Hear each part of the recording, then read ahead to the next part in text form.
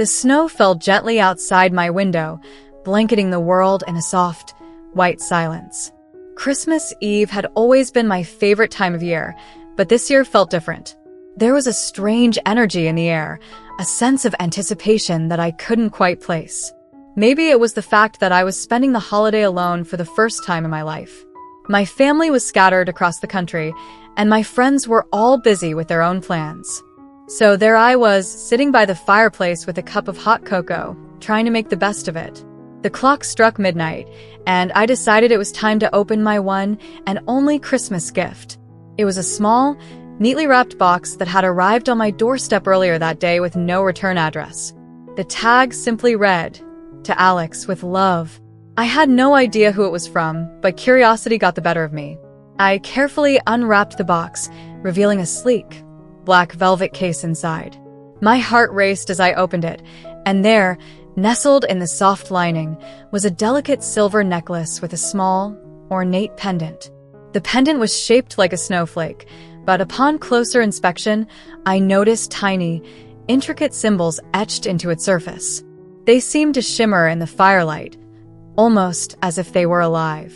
As I held the necklace in my hand, a strange warmth spread through my fingers and up my arm. Before I could react, a voice echoed in my mind, soft and melodic, like the chime of a distant bell. "Alex," it whispered, "this is your gift. A chance to see the world through different eyes. To experience life as you've always dreamed. But remember, every gift comes with a choice. Use it wisely." I blinked, startled, and the voice was gone. Had I imagined it? I looked down at the necklace, which now seemed to glow faintly. My heart pounded in my chest as I tried to make sense of what had just happened. A chance to see the world through different eyes? What did that even mean? Without thinking, I clasped the necklace around my neck. The moment it touched my skin, a surge of energy coursed through my body. It was like nothing I had ever felt before, a mix of exhilaration and fear, warmth and cold, all at once. I stumbled back, clutching the edge of the fireplace for support. And then it began. My body started to change. It was subtle at first, a tingling sensation in my fingertips, a lightness in my chest. But soon, the changes became more pronounced. My hands, once rough and calloused from years of working with tools, grew slender and soft. My shoulders narrowed and my waist cinched in, creating an hourglass shape that I had only ever seen in magazines. My hair, which had been short and messy, grew longer, cascading down my back in silky waves. I gasped, my voice higher and more melodic than before. I reached up to touch my face, feeling the contours of my cheeks and jawline soften. My lips felt fuller, my eyelashes longer. Even my clothes seemed to shift and change, molding to my new form. My baggy sweater tightened around my chest, and my jeans hugged my hips in a way they never had before. I stumbled to the mirror, my legs feeling unsteady beneath me. The reflection staring back at me was unrecognizable. Gone was the man I had been for 28 years. In his place stood a beautiful woman, her eyes wide with shock and wonder. This can't be real," I whispered, my new voice trembling. But it was real. The necklace had transformed me, just as the voice had promised. I spent the next hour exploring my new body, marveling at the changes. My skin was smooth and flawless, my curves perfectly proportioned. I felt beautiful. It was a sensation I had never experienced before, and it filled me with a strange mix of joy and confusion. As the initial shock wore off, I began to think about what this meant. The voice had said this was a gift, a chance to see the world through different eyes. But how long would it last? And what was I supposed to do with it? I decided to embrace it, at least for the night. After all, it was Christmas Eve, and I had nothing else to do. I rummaged through my closet, finding a dress I had bought as a gift for an ex-girlfriend, but never ended up giving her. It was a deep red, with a fitted bodice and a flared skirt that swished around my knees. I slipped it on, the fabric hugging my new curves perfectly. Next, I found a pair of black heels that had been left behind by a friend. They were a bit too big, but they would do. I applied a bit of makeup, using tutorials I had watched out of curiosity in the past. The result was surprisingly good, a natural look that highlighted my features without being too over the top. As I stood in front of the mirror, I couldn't help but smile. I looked stunning. And for the first time in a long time, I felt a sense of confidence that I had never known before. I decided to go out. It was late, but the streets were still alive with the glow of Christmas lights and the sound of laughter. I grabbed my coat and stepped outside, the cold air biting at my cheeks. The world felt different now, as if I were seeing it for the first time. The snow-covered trees, the twinkling lights, the sound of carolers in the distance, it all seemed more vibrant, more magical. I walked down the street, my heels clicking against the pavement. People passed by, their eyes lingering on me for just a moment longer than usual. It was a strange feeling, being noticed in this way. I had always been invisible, just another face in the crowd. But now I felt seen. I found myself drawn to a small cafe that was still open. The warm light spilling from its windows was inviting, and the smell of freshly baked pastries wafted through the air. I stepped inside, the bell above the door jingling softly. The cafe was cozy, with a few patrons scattered around the room. I ordered a latte and found a seat by the window, watching the snow fall outside. As I sipped my drink, I couldn't help but wonder what my life would be like if this were permanent. Would I be happy as a woman? Would I be able to navigate this new world? My thoughts were interrupted by a voice beside me. "Excuse me, is this seat taken?" I looked up to see a man standing there, holding a cup of coffee. He was tall, with dark hair and kind eyes. He smiled at me, and I felt a flutter in my chest. "No, it's not taken," I replied, my voice soft and melodic. He sat down across from me, introducing himself as Daniel. We started talking, and before I knew it, an hour had passed. He was easy to talk to, and I found myself opening up in ways I never had before. There was something about being in this new body that made me feel freer, more open to connection. As the night wore on, I realized that this gift was more than just a physical transformation. It was a chance to explore parts of myself that I had always kept hidden, to experience life in a way that I had never allowed myself to before. When it was time to leave, Daniel walked me to the door. "I hope I'll see you again," he said, his eyes searching mine. "Me too," I replied, feeling a warmth spread through me.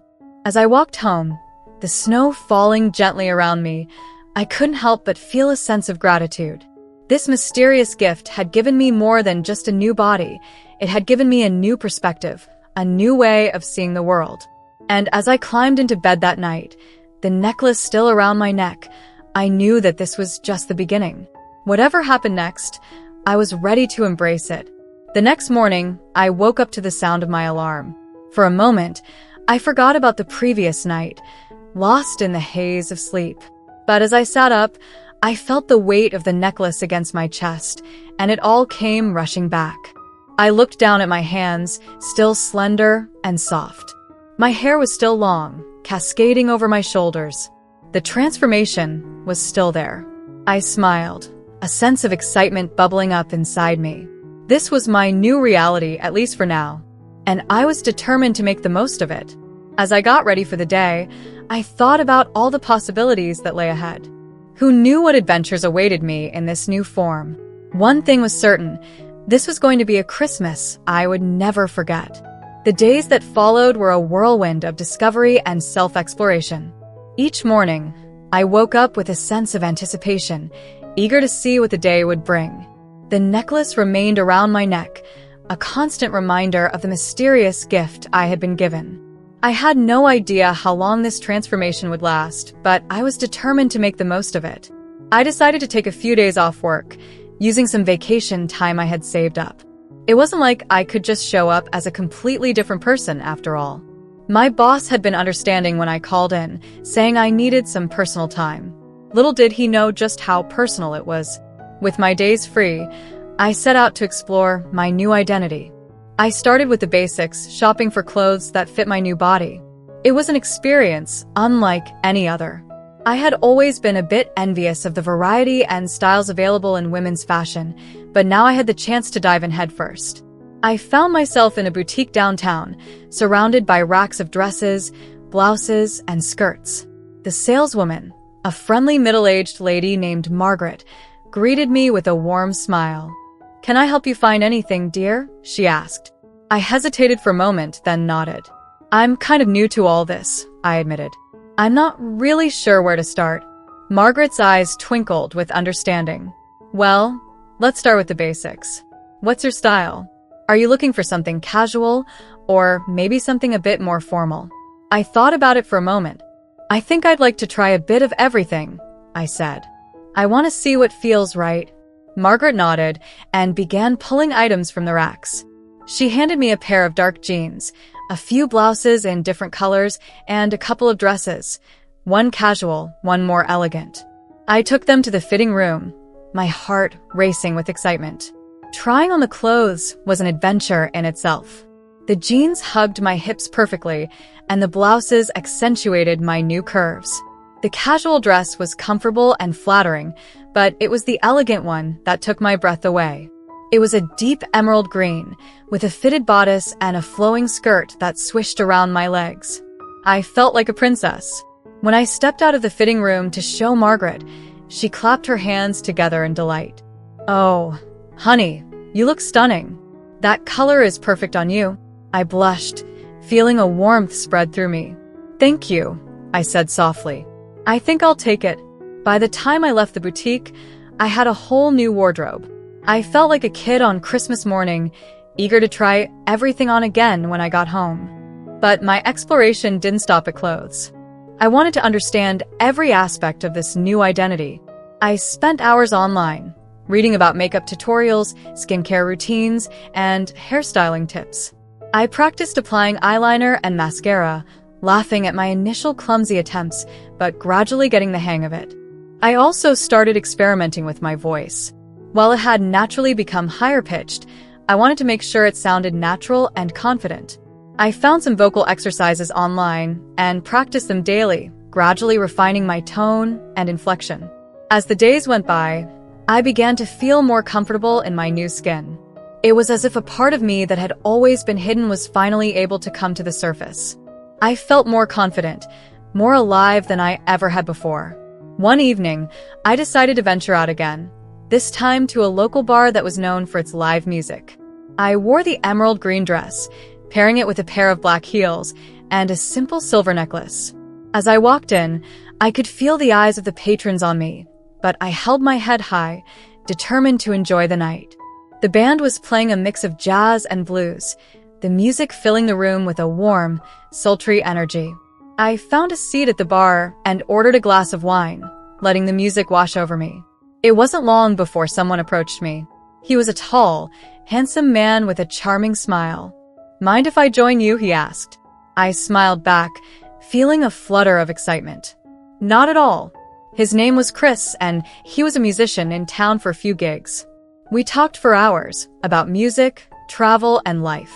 He was easy to talk to, and I found myself opening up in ways I never had before. There was something about being in this new body that made me feel freer, more open to connection. As the night wore on, the band started playing a slow, sultry tune. Chris turned to me, his eyes soft. "Would you like to dance?" I hesitated for a moment, then nodded.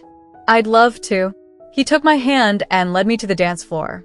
As we swayed to the music, I felt a sense of peace and contentment that I had never known before. It was as if, for the first time in my life, I was exactly where I was meant to be. But as the night came to an end, I knew I had to be honest with him. "Chris," I said softly, "there's something I need to tell you." He looked at me, his expression curious. "What is it?" I took a deep breath, my heart pounding in my chest. I wasn't always like this.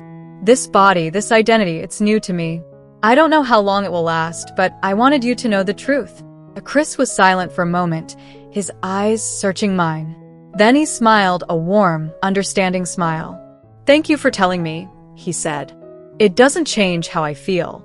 You're an amazing person, Alex. That's what matters to me." Tears welled up in my eyes, and I felt a wave of relief wash over me. "Thank you," I whispered.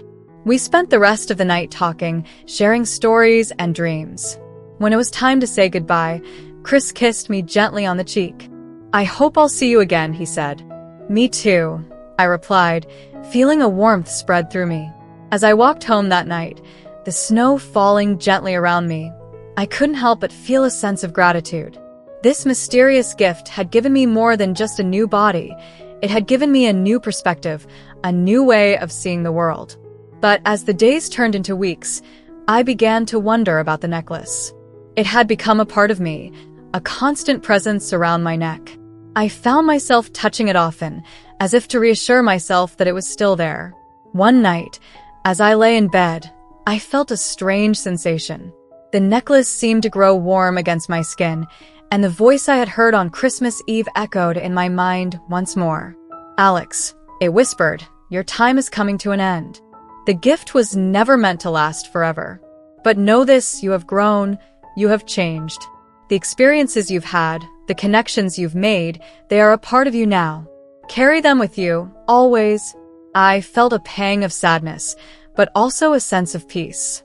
I had known, deep down, that this couldn't last forever. But I was grateful for the time I had been given. The next morning, I woke up to find the necklace gone. In its place was a small, silver snowflake pendant, identical to the one that had started it all. I held it in my hand, feeling a sense of closure. As I looked in the mirror, I saw the man I had once been staring back at me.